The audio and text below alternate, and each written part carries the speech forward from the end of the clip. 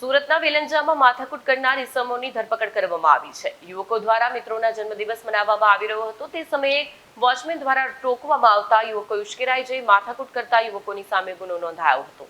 સુરતના વેલંજામાં માથાકૂટ કરનાર ઇસમોની ધરપકડ કરવામાં આવી છે। યુવકો દ્વારા મિત્રોના જન્મદિવસ મનાવવામાં આવી રહ્યા હતા તે સમયે વોચમેન દ્વારા ટોકવામાં આવતા યુવકો ઉશ્કેરાઈ જઈ માથાકૂટ કરતા યુવકોની સામે ગુનો નોંધાયો છે।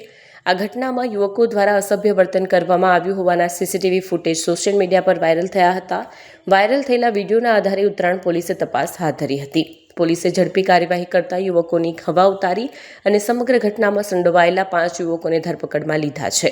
આ ઘટનાને લઈ વિસ્તારમાં ધોળીબાણ માટે તણાવનું વાતાવરણ સર્જાયું હતું। જો કે ઉત્તરાયણ પોલીસની સમયસરની કાર્યવાહીથી સ્થિતિ પર કાબૂ મેળવવામાં આવ્યો છે।